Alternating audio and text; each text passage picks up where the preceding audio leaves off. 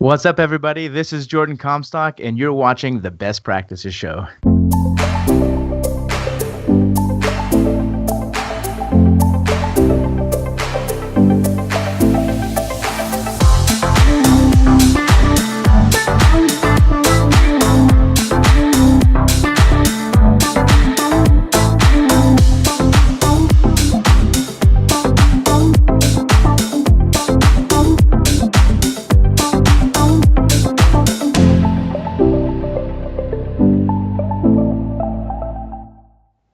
Hey guys, thanks for watching the Best Practices Show, where we take a look at the best business practices from the best dental practices all over the world. And if you're growing a fee-for-service practice, this is a non-negotiable. You do not want to miss this show. And today we're going to be talking about the 8 reasons why your dental practice has to have subscription revenue with Jordon Comstock from BoomCloud. Now, I'm saying this because this is truly a non-negotiable. You have to have one of these in your dental practice. It's a no-brainer. We're going to talk about it and the why behind it in a few seconds here. But a couple show notes. We are shooting this show live, as we do all of them on Facebook. So if you're watching the show and you have a couple questions, add them to the feed and I'll dish them to Jordon while we have them on the show. Or if you're watching them later on and you still have questions, continue to add questions, and you'll see Jordon's really good at social media. He'll get back to you because we want you to get the most out of this. On top of it, don't just watch these shows alone. If you're a dentist, you're watching this and you go, hey, this is a great idea, share them with your team, because they're going to need to know the why behind this before they start getting into the how. And today's a great example on that whole premise. Now, thank you again for all the suggestions for shows. We're lining them up and shooting them as best as we can, as fast as we can, and all of the shares. We are now up over 39,000 followers on Facebook. 150,000 of you have visited us on iTunes. And today, Jordon, this is show 200. 200 in less than 2 years, man. So we're just having a blast doing this. So thanks for being on. Now, I know who you are. We've had you on the show before. I enjoy you. I enjoy what you teach. Now, if somebody doesn't know who Jordon Comstock is, or BoomCloud, or an in-house membership benefits subscription program, take us through that, and then we're going to go into the why on each one of these 8. Absolutely. So, hello, everyone. I am Jordon Comstock. I am the founder and CEO of BoomCloud. Been in the industry for it's been close to over 15 years now, which is crazy. It seems like my entire family is in the dental industry. Last week, I just spoke at a conference here in Utah, and my entire family attended because they're all in dentistry, Kirk. That's awesome. Yeah. So from my wife to my mom to my brothers, we're all in dentistry. So it's in our blood. Mm-hmm. So, and I used to manage a dental lab, my dad's dental lab. That's kind of how I got started in the industry. And while I was there, I noticed that a lot of practices were they were venting to us about dental insurance and what it does to the practice, right? And I decided to create something and do something about it. And I created a little company called BoomCloud that is a software company that allows practices to create, organize, and automate an in-house membership program to generate patient loyalty and recurring revenue for the practice. So that's just a little snippet about me. Yeah, and we were talking before we went live, and your business is exploding, and it should be, crazy. Because this is one of the hottest topics in all of dentistry, especially on the business side of things. And there's so many reasons why, but this is not a new concept. This has been around for a while. It's been around for a while, yeah. People are just starting to give better language to what this is and understanding it a little bit more, right? And we're having more real-world examples of this. Exactly. And I think more and more patients are coming with a mindset of well, we're in the subscription economy, right? The Netflix economy is what they call it. So a lot of patients already are beginning to have that mindset when they're going to see the practices, right? But yeah, this is not an old business model. And I believe, it's been around for a while. I remember my mom talking about her office when, a long time ago, her first office she worked for, they tried creating something, but there's also a lot more technology and systems out there to help organize it for practices. So I think that's why one of the biggest reasons why it's kind of growing even more in the industry. Yeah, and I'm going to give a bigger reason why you have to watch the rest of this show. A couple things. Number one, here's a warning. Your team, if you haven't done this, is going to violently resist it right away. So just get ready for that. Now we're going to help you see how this is beneficial to everybody, your patients, your team, your practice, in just a second. So hold on tight. When you feel the resistance, don't give up. Number two, I would introduce this too, Jordon, because you and I have talked about this. The number one reason why patients go to a dentist in the United States, you know what it is? It's the number one reason. Yeah, they think they have insurance. They need insurance to go to the practice. Yes, right? A benefit mindset. They perceive they have a benefit, so they have to use it. That's the number one reason people go to the dentist. It's sad, but it's true. Very so true. What a great opportunity to use the number one reason people go to a dentist, but use it in a beneficial way for them, the practice, and their health. So take us through this. You know, Jordon, when you're talking about the 8 reasons, take us through each one of them. Yeah. So the first reason that I like to talk about is memberships or subscription revenue increases the value of your largest asset, right? Which is your business, your practice, right? And here's why. I want everybody first. Can you see that? Yes. This book is an awesome book. This book is the one that inspired me to create BoomCloud and to help practices create this model. It's called The Automatic Customer by John Warlow. He's a well-recognized author and business professional in the startup and entrepreneurial space. But it's amazing. It talks about just creating a subscription business in any industry, including dentistry, right? So when I talk about increasing the value of your largest asset, when you have a revenue stream that is predictable and recurring that comes in every month or every year, well, that increases the value. Why? Because it is less risky to run for the practice, right? And it allows you to calculate funds a lot easier, right? Now, I just recently, I was telling Kirk before the show, recently bought out some of my partners in my business here at BoomCloud, and I did a valuation of the business. Most valuations, when you have a predictable recurring revenue stream, most of them value at 2 times to 5 times the annual recurring revenue, right? Which means you're getting a multiplied valuation. The typical practice, I believe, I was talking to a transition expert on our podcast the other day. They range from like 60 to 80% discounted the cash flow of the practice. So you're getting a discounted value of the practice. So that's one of the biggest reasons to generate a subscription type revenue in the business, so that instead of getting a discounted cash flow, you're getting a multiplied cash flow of that business, of that revenue. Yeah, let me piggyback on that too, because some of you are watching and you're going to have to transition at some point, and you're going to be based on this formula that you just mentioned, Jordon. And we're also, if I'm going to come in and value your practice, I'm going to be pulling charts, electronic ones, to see if these people are real, they're dead, or they've moved. Absolutely. And subscription revenue doesn't lie because it's real accounted statistics. Now, I just love this, and you and I have mentioned this before. When you're talking about driving the valuation of the business, the richest man of all time, do you know who he is? And he was just named that 2 months ago. I have no idea. No. Jeff Bezos was named Jeff. Jeff. Richest man of all time. That makes sense. He's like the subscription king. $151 billion. Now, he will tell you, if you watch his speeches, it wasn't revenue. It was members he needed. So he went from 50 million members, I think, to 80 and then 90. He knew once he got the members, the valuation would drive up because you got theirs. Now, one other thing I want you to think about. You might be watching this as a dentist and go, I don't know. If your business doesn't run with some type of membership, it's in trouble. Imagine a country club that didn't have a membership model, and you only paid for golf whenever you want. You only paid for they'd all go broke. Every one of them would go broke. Yeah. So and if you think about it, it's easy for dentists to do because their business model has some type of come back and use our service model, right? Like the recurring visit model, right? But often times a practice we all know we need to see the dentist every 6 months, right? Everyone knows that, but do they do that? No, right? Why? Because we're busy. And a lot of the times when you have a membership program or a subscription model where a patient's paying monthly or yearly to your practice, they've already paid for it. So they're more likely to go to your practice because they've got the skin in the game already versus calling up the practice whenever they want, right? Or whenever they can. So that's kind of one of the biggest reasons is because it does that to the patient's mindset as well. Yeah. So let's go to reason number 2. Reason number 2 is increases lifetime value of a patient or builds a patient loyalty system in the practice, right?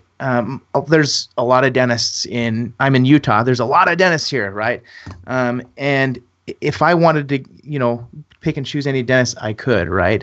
But I don't, because I subscribe to my dentist, right? I pay them for the fees and for my cleanings and everything, the traditional, benefits of a membership program, right? The same thing goes just when you have a subscription business model, whether it's your practice or anywhere else, right? Let's go back to Amazon, since that's typically they're like the subscription or membership kings, right? So Amazon, I'm an Amazon Prime member.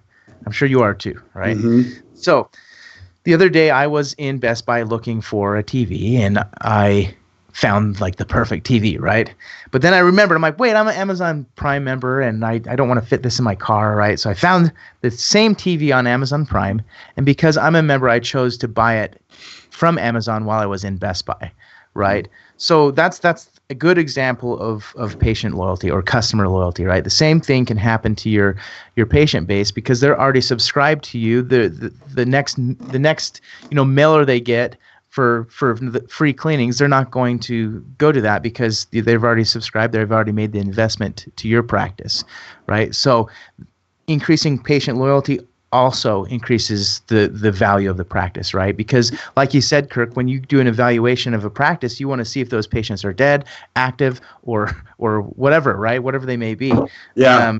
And when they're actively paying, right, that helps increase the value of the practice and generates that patient loyalty that we all need in a practice. Yeah. Now, I don't have any data to support this, but I have 3 Yeah. teenage daughters, and they are all Netflix subscribers. Oh, yeah. And I'm guessing that their lifetime value is super crazy high as compared to downloading a movie once and watching it here or there. And as a matter of fact, I know it is, because I see the charges keep happening over and over again. Yeah. The grocery store I go to, this is silly, but when I get $200 worth of groceries, I see it all go brrr, like this at the end. And then the woman folds up the receipt and gives it to me, and she goes, "You saved $22 today." And I go, but I spent $220 to get the 22.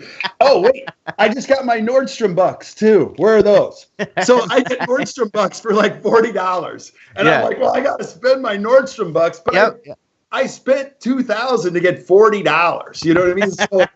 So they're laughing behind the curtain at Nordstrom because they're like, oh my gosh, I sent him those $40 Nordstrom bucks, and he just comes in here and he's like, I got to use this. So as silly as it sounds, you're driving up the lifetime value. You can call it loyalty, whatever it is. I like how you coined it, subscription. It's just spot on. Yeah, absolutely. I mean, I remember even just talking to like Costco members, right? They pay their membership fee, yearly fee to Costco, but then they end up spending more at Costco, right, than the membership fee. Subscribers or members tend to spend more. And there's a stat there, Amazon, the Amazon Prime member, right, spends like a little over $1,200 a year. As a normal like Amazon customer that's not a member, they spend only $500 a year, right? So the cool thing about that Amazon is well, this was a market research company that did this for Amazon, but we understand now that members typically pay more than non-members, right? And that's where Jeff from Amazon, he's thinking, that's why he's one of the richest men in the world, because he's created businesses with members, right? You got Audible that Amazon owns as well, that it's a subscription platform as well as Amazon Prime, and they've got a few others as well. So that's some cool stuff that we can do in dentistry as well. We can copy that model that's working so well in other industries for dentistry. That's the cool thing about this, right? Absolutely. Okay. Should I move to the third one here? Well, let's go to number 3. This is my favorite one here. It smooths out demand, right? Now, everyone knows, and I've seen this a lot on social media, that dentistry can have their feast and famine months, right? That we all have a month that we call Sucktember, right? Mm-hmm. Everyone calls in the industry. Right. And when I was the dental lab, right? We managed when I managed the dental lab, we would follow the ups and downs of dentistry, right? And it was insane. Mm-hmm. If you don't have a subscription model in the business, it's insane. 1 month you do an awesome amount, like goal-breaking, right, amount of revenue, the next month is a different story, right? So we want to smooth out demand in the dental practice. And how do you do that? Well, you grow your membership program of patients that pay a monthly or yearly subscription to your practice, right? That's automatically coming in each month, right? Or each year, depending on your plans that you create, right? That is amazing. When I managed the dental lab, it was very stressful to run, right? Because it was so up and down all the time. I managed BoomCloud. BoomCloud, of course, I'm preaching to if I were preaching this, I wouldn't have this business model, right? So BoomCloud is a subscription business. Running this business is a lot more fun than managing a feast and famine business, right? So it smooths out demand for your patients or for your practice, and then gives you that cash flow that you need each month, right? If you have 1,000 members paying $30 a month, that's $30,000 a month in just subscription fees. What can that do for you? Can it help you cover your payroll costs each month predictably and stress-free, right? So think of that when it comes to demand as well, because subscriptions are the powerhouse of smoothing out demand. Absolutely. And if we were drawing up a little chart on your revenue, you'd see the bottom section of it. Every time you add a subscriber, and this might be one of the benefits you're going to talk about here in a minute, you're adding a bigger base of revenue. So talk about 500 clients a month or patients a month paying $30 a month. That's 15,000. That covers a lot of your rent. It covers a lot of your supplies, but that's only the base of it. And it's really not the major benefit, because what you're going to have on top of it is the discretionary income that comes up on top of the base revenue, which is so true. It's so true. So I love the smoothing out demand, because you call a dentist in September, you can hear it. They're breathing it. They're like, oh, I hate this. I hate this. Yeah. So exactly that, right? You get that subscription revenue coming in, smooths out the demand, and then you do, like I said, members buy more. We can see that through Amazon and through other industry companies that have subscription revenue or membership programs installed in their business. They just buy more because they're more invested, really, if you think about it, and they want to get those savings, right? Let's say the patient pays $300 a year to your practice. They want to get that $300 a year back in savings, right? And if you're giving 10 to 20% discount, they'll feel good about going to the practice, getting services, and getting that investment back, right? Is how the patients think. So absolutely. Now we did get a question here. I got to dish it to you. Lori Owens asked, Jordon, can you address the people? Lori. She's awesome. Yeah, she is. Can you address the people that think their states will not allow this? Oh yeah, so there's a lot of rumor in a lot of states, Lori, but there are some state regulations. Most of them say that you can't call it dental insurance, which I would not encourage that. I did speak to a practice the other day, Kirk, that was calling it their Dr. So-and-so's insurance plan. I quickly said, don't call that. You'll get in trouble, right? There's also a law out there, and obviously I'm not an attorney, but I do have attorneys that I work with and I speak with on a regular basis on the regulations. And every state can be slightly different. A lot of them copy each other, is what I see out there. But a lot of them, there's a law that is growing across the United States called DPC, or direct primary care. And basically that allows practices to bypass any insurance regulation, because this is not insurance. And there's laws out there that are kind of clarifying that for each state, so the practices don't have to work with insurance commissioners, because if you ask me, they're kind of a pain in the butt. What? Right? And then, I've called many of them. and then you get some of the insurance commissioners that like insurance companies will spend tons of money lobbying to change regulations, right? So that's a good thing. DPC is a good thing that's happening across the nation. And then what they need to have, there's a few states that require the practice to track the data, right? How much monthly recurring revenue you're having, and then you have to track how many active patients. Most of the time when I talk to a practice, they don't know those stats. Some states require that you need to know those and require you to report those. There's only a few like that require that. And then you need to have what they call a medical retainer agreement or a direct primary care agreement with the patient and the practice. That will allow the patient the patient signs that agreement when they sign up, but that will also give the patient that clear communication they need to say that it's not insurance, and they need to find you need to define the benefits that you're offering, right? If Right. you're saying, hey, we offer, you can get any type of X-ray, well, then it needs to be any type of X-ray. It can't just be like one type. You need to be pretty clear on your agreement there. But that's what I'd have to say there about any state regulations. It's a lot of people are, when I say regulations, a lot of people get a little bit scared on that. Don't be. It's just guidelines in your state and to help protect both the practice and the patient. That's all they are. They're not laws that say you can't do this and you'll go to jail if you do, right? I've never seen a certain law that says that, right? Right. Right. So now, let me introduce the easy button if you're watching this. The easy button is you just press that little link that we put in here. It's called boomcloudapps.com. And Jordon works with practices in all 50 states and has a software that does this and trains you how to do it. So you can either do all this on your own, or you can just press that little button right there. It's right there. It'll just make your life so much easier. And you can go back and prep teeth. And while somebody else does this. So I'll just say that. Yeah. Thanks for that, Kirk. Hey, my pleasure, buddy. So cool. Okay. Number 4. So number 4 is free market research. Now, what I mean by this is marketing. You got to have a relationship with people to get like accurate market research.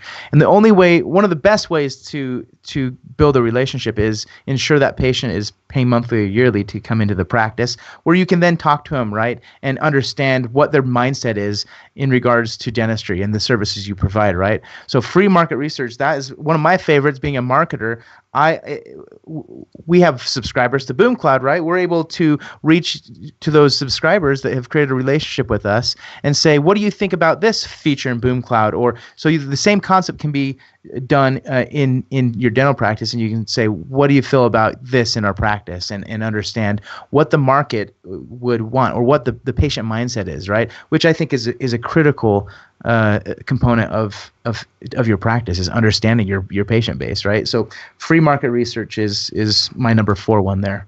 Love it. Absolutely love it. What's number 5? Number 5 is get paid automatically, right? Which is one of my favorites, right? A lot of practices out there will try and create membership programs, Kirk, that are not automatically run, right? They'll manually run the cards each month, or they'll even do a yearly plan, but only charge like they'll just say this is just for this year, and they don't put them on any type of renewal type program or automated payment program, right? And that needs to be done. That's what makes a subscription business a subscription business, or a subscription revenue, right? You gotta make it automatically paid to the practice, or it's not gonna be that business model that we're talking about here with subscriptions. So the cool thing about that is, who doesn't? I mean, Kirk, do you like to get paid automatically? I mean, who doesn't like to get paid automatically? Who doesn't like to get paid automatically? Now let me just share, because you're blowing up my mind right now, because one of the things that we teach as coaches is, if you're going to extend payment, which I'm not a fan of, don't do it every month, do it weekly, because it's smaller and it's more palatable and it's more regular for patients. So if you're withdrawing a certain amount from a patient on a big treatment plan, you're going to want to do that every Friday so the patient gets used to the stimulus. If it's only done once every 2 months, they're going to go, oh, that's a big bill. And I have the same thing. There are some services where I only pay once a quarter for it. And when it comes, I'm like, oh my gosh, I forgot how big that is. But those monthly charges, they get under the radar. And then Barb, our CFO, is like, okay, you got recurring monthly charges everywhere for these little amounts. Boom, boom, boom. And they just sneak under the radar. And I see them all the time. I'm like, oh, yeah, that's valuable. So keep in mind the regularity of what you're talking about when you're making consistent cash flow. It's better to do it in small, little, consistent chunks. I don't know. It's almost like Pavlovian, or build some type of memory pathway for me that, oh, yeah, there it is. Oh, yeah, there it is. Oh, yeah, there it is. Instead of once a year going, oh, man, another $700 for this, for a whole year type of a thing. I agree 100%. And there are those practices that would prefer like having a yearly plan over a monthly, but they both obviously have their pros and cons. Monthly, I'm a big fan of monthly because of what exactly you said there, right? It's small, it's under the radar type payments, which those are an awesome way to just keep going, right? Instead of saying, hey, I'm going to charge you and your family, $600 at one time at the end of the year, right, during Christmas time. Like, nobody wants that. monthly payments are a lot more. I call them like the lower barrier to entry, right? If you have a monthly membership program and a yearly membership program, most everyone's going to pick the monthly program, right? Because it is convenient, it's under the radar, and it is a lower barrier to entry to your practice. So I recommend doing monthlies. Obviously, yearlies are good too. Absolutely love it. So, yeah. What's number 6? So number 6 is, let's see, make your patients sticky, right? Now, what do I mean by this? And this kind of ties into the increasing the value of your practice, right? Again, if you're selling your practice one day, the buyer is going to look to see how regular those patients are coming in, right? So, and it does have something to do with patient loyalty too, but you want to see some regular patients coming into the practice, right? So that's what I mean by sticky. And it also keeps them sticky because, well, if they sign a year agreement to sign up for the membership program, they're not going to, they can't cancel, right? They've got to stick with your practice, and then it auto renews each year, right? So you want it sticky, right? Yeah. And again, well, it's you're automatically making it sticky because it's a benefits plan where I can only go to one dentist. One dentist instead of like go to a community of them. Yeah, like the PPOs, right? You sign up with PPOs, and that patient can go to a community and get the same discounts, right? But when you're making it so it's just your practice or your group of practices, if you have a couple of practices, right, like that's going to make the patient more sticky to your practice, right? I know you're the expert, but I'm like piggybacking on everything. Go ahead, man. Go ahead. Also, too, a lot of dentists, if you're watching this, you're trying to find out how you can differentiate yourself from all of the other dentists. This is truly an opportunity where you could put yourself in a category of one, because as many of times we've talked about this, Jordan, I do this in lectures every Friday. I'll go, who's got one? A few hands go up, not half the room.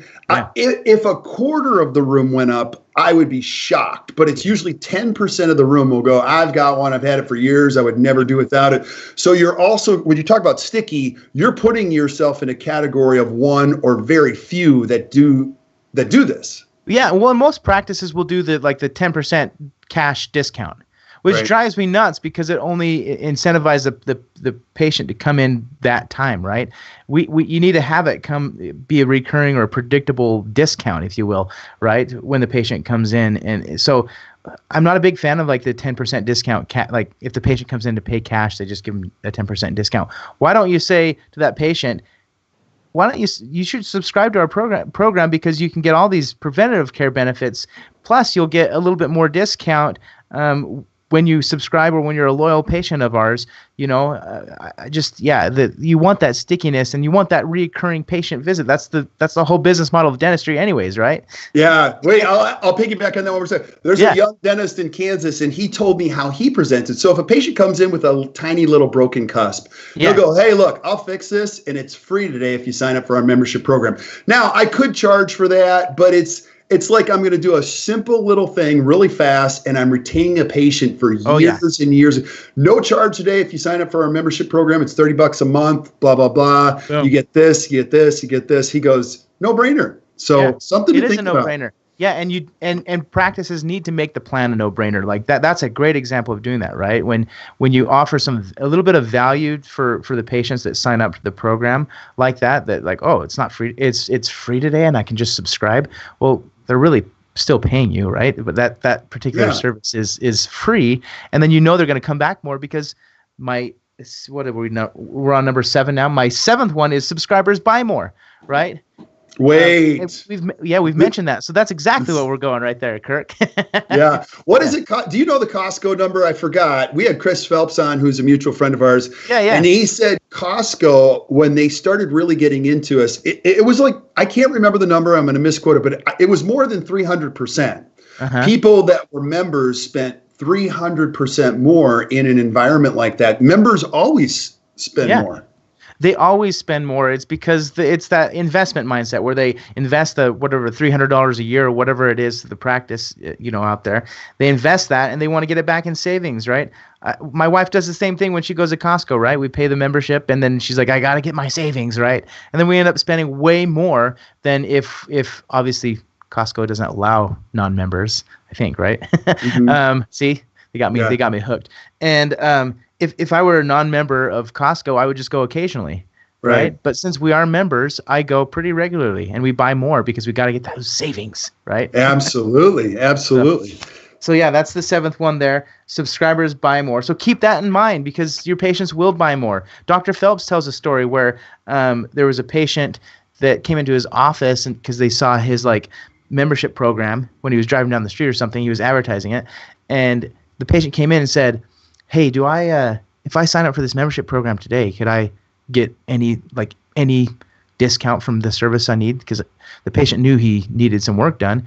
And Dr. Phelps said, "Yeah, you can get that discount." And the patient ended up buying, I don't know how many crowns, but he had to get like 3 or 4 crowns, and he bought more because he felt like he was getting the savings through the membership program. While the practice down the street from him, right, he canceled his appointment because, well, he felt like he was getting a better deal becoming a member of that practice and the discounts he was receiving versus the other practice that was maybe doing a 10% one-time cash discount, right? Yeah, totally agree. Now, let me proactively remove some resistance that somebody might have watching this right now, because one of your fears is, well, Jordan, I hear what you're saying, but you're saying give a 10 to 20% discount on some of the advanced restorative procedures, which is absolutely true. Now, you're going to decide what level that is, but I don't like the word discount. I like the word savings. Savings is good, Savings is better than discount. The second thing that you're going to do, I agree, that's critical to what Jordan teaches and everybody else is you're going to do what's called a fee adjustment at the end of the year. You're going to look at what you gave away. And like every business, you're going to go, wow, that's what we gave away. So we're going to adjust on the other side. The beautiful thing is you make the decision on your adjustments. The insurance companies don't. You can say, well, I gave away $100,000 to get $1 million. Well, that's a no-brainer. What do we do to adjust our... Now, this is a terrible cliche. It's terrible, but I heard a dentist say it, and please don't shoot the messenger. He said, you got to think like this, but it's terrible. So I'm telling you, I can give you a 50% discount, but I'm going to have to charge you twice as much. Do you know what I mean? Like, that's terrible. But when he said that, I was like, oh, you're talking about a fee adjustment. You're basically going to adjust what you give away the next year when it comes to restorative procedures. And you're going to see it's not that much. You're basically going to raise your fees by 10%, which is if you're charging $1,000 a unit, you're going to go to $1,100 a unit. Does that make sense? Yeah. So don't let the roadblocks get in your way and say, oh, I'm not giving that away. Yeah. You're silly. And everybody wants a deal, no matter how good you are. No matter what, everybody wants a deal. Well, even if you're like, even if you're a fee-for-service practice where you don't work with any insurance, right? A membership program is definitely beneficial for you. It's easier for you because you don't have to work with the insurance, their contracts and their terms and agreements there in the contracts. But it's easier for those practices too because, well, who doesn't want patient loyalty, patient stickiness, predictable recurring revenue? Sometimes when I'm talking to a fee-for-service practice, they kind of do have some pushback because they're like, well, I don't want to discount my existing patients. I'm like, well, that's just like 1 year. After that, you're creating a predictable recurring revenue cycle for your practice. Right. And then you're allowing members to purchase more services from your practice, and then they're becoming sticky, and you're increasing the value of your practice because of that predictable recurring revenue. So what's the holdup? Right. Right. The other thing, too, for those of you that have done any work with Frank Spear, he talks about flexible and inflexible fees. You're making adjustments at the end of the year on flexible fees, which are fees that patients pay not regularly. Like people aren't coming in every quarter and getting a crown they're paying the cleaning fees, the regular fees. And when you make adjustments to that, it's inflexible. They're like, oh, you raised your adult prophy fee from $75 to $78. What, did you get a boat? You know what I mean? Like, when they pay $1,000 for a crown and then 2 years later pay $1,100 for a crown, they don't often remember the frequency of the payments is farther apart. So there's more flexibility in that when you make adjustments on the back end. So I hope that makes some sense in there. Yeah, it does. It absolutely makes some sense. So I do agree with that. And then my eighth one here, Kirk, is recession-proof your business. I would imagine we've all been through the latest recession, right? It sucked, right? It was horrible, especially at the time I was managing my dad's business, which was a feast and famine cash flow cycle type business, right? thankfully, they're doing amazing today. But at the time, that was really, really challenging, right? It was hard to get money in. It was hard to predict and make that budget, right? So when you do have, 500, 1,000 or more patients paying you a small amount each month or each year, right? You're bound to get through those hard times, because they're definitely going to happen again, right? It's not like it's going to happen once in our lifetime. It's going to happen multiple times. So recession-proof your business, right? So the steady flow of predictable recurring revenue will help your practice get through any hard time, whether it's a recession or even just a temporarily setback, that your practice is going through. If you build up your patient base enough to where there's a good amount of subscribers paying for your membership program, you're going to recession-proof or setback-proof your practice. Yeah, absolutely. And I'll just add, like we've already said, this is, sometimes as a dentist, you feel overwhelmed that you have to do all this. This is something your team can do every day, all the time. They can do it in hygiene.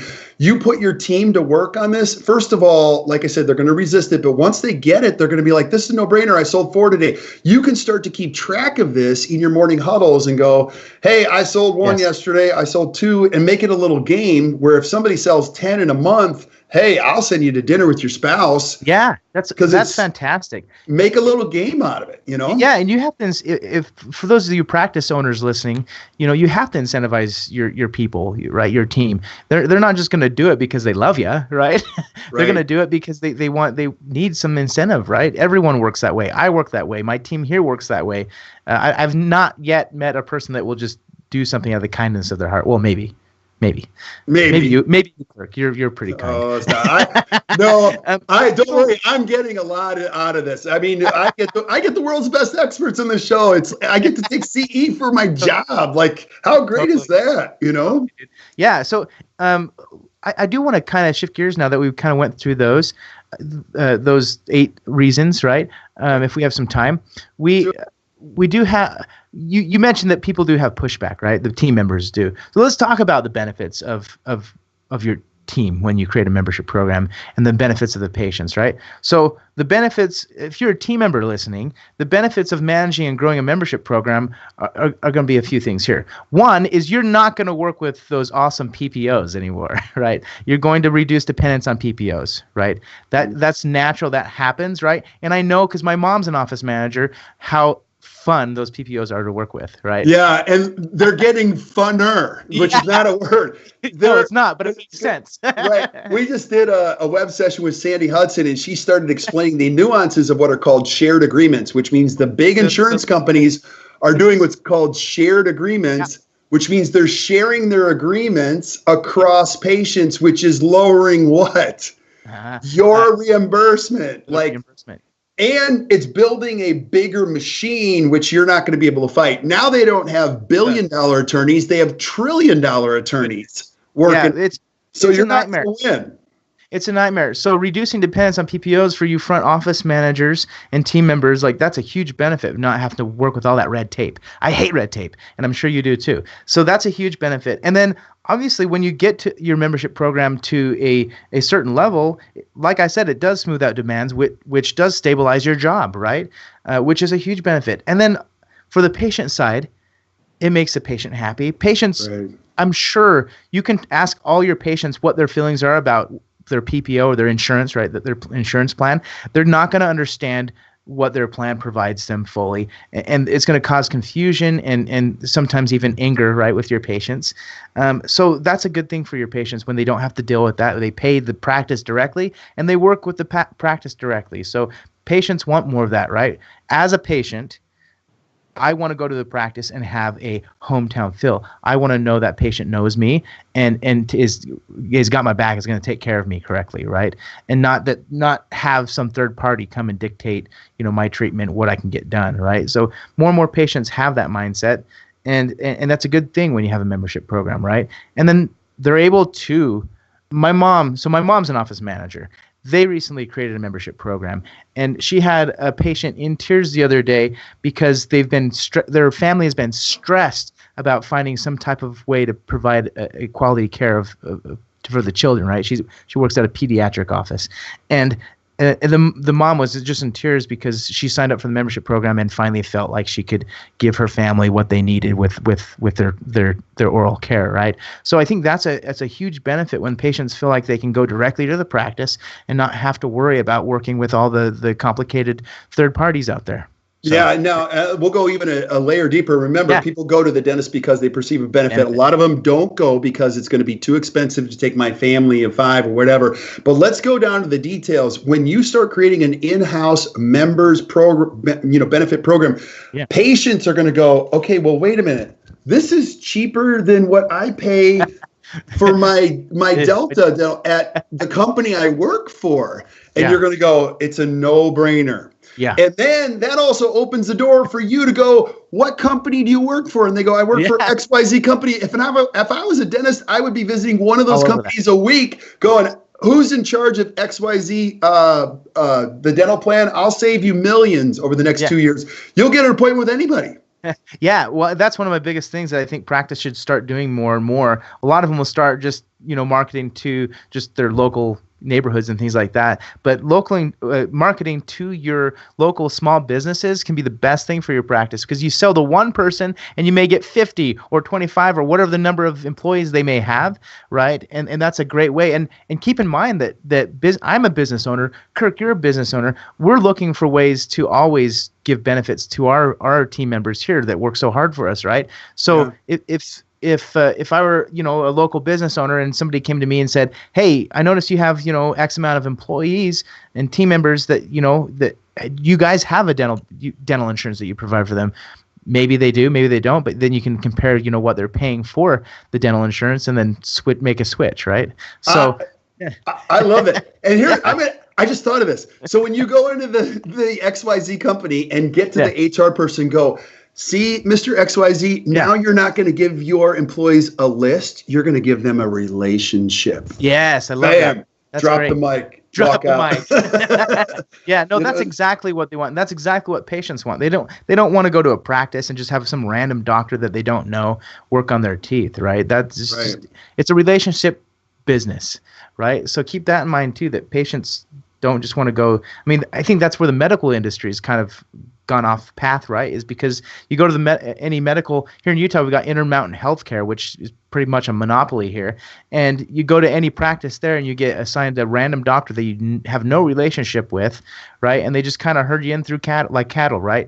Patients don't want to feel that. That's not what industry we're in. That's not what type of business model you as a practice have. You need to create a relationship with your patients, and then obviously by having a membership program, you're going to be able to keep that patient coming in and develop that relationship to your practice. So those are my thoughts there, Kurt. Buddy, that's awesome. Do you have any final thoughts on the reasons why people should do this, or any closing thoughts before we say goodbye to everybody else?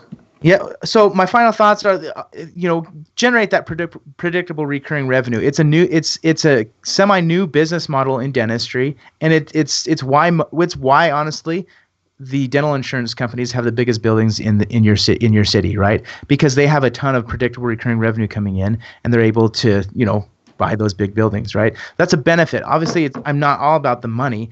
That's obviously the benefit of having a subscription model, right? But it's all about giving the patients a good experience and giving the patient something that's going to benefit them, right? That's actually going to benefit them versus their PPO plan that semi benefits them, right? So those are my final thoughts. I would say if any of your practices out there are interested, I've written a book here. It's called How to Create and Grow an In-House Membership Program for Your Dental Practice. You can get it on our website, boomcloudapps.com/book. And then for those of you that may have researched, what we do in the industry and kind of want to move forward and seeing kind of how our software works, you can go to our website, boomcloudapps.com, and schedule a demo right there where our team's calendar is on the website. So you can schedule a live demo to see what our software does and how it can help your practice automate a membership program. It's awesome. Get that subscription revenue coming in, baby. Yeah. Don't even think about it if you're sitting there going, maybe I shouldn't. Just do it. I'm just telling you, you'll look back on a career and you'll go, that's one of the best things I ever did. So just do it. So thank you, Jordon, for being on. We're always going to have you back and discuss another component of this because, again, it's such a popular component in dentistry. Thank you guys for watching. And by the way, this is a very important day in the history of this country. It's a day where we get to choose. It's Tuesday, November 6th. I don't care what your political preference is. It's why this country was founded on such great principles. Go out and pick whatever it is. Just exercise your ability to vote. And we look forward to seeing you guys next time. So, Jordon, stick around while we say goodbye to everybody else. Thank you guys for watching. If you enjoyed today, which I know you did, just do us a favor, hit the share button, share with your friends. Keep sending us suggestions for shows, things that you would love to hear from Jordon or any other guests that we have on. We'll put them together and see if we can't make that happen. And until we see you next time, keep watching the Best Practices Show. You guys have a great rest of your day.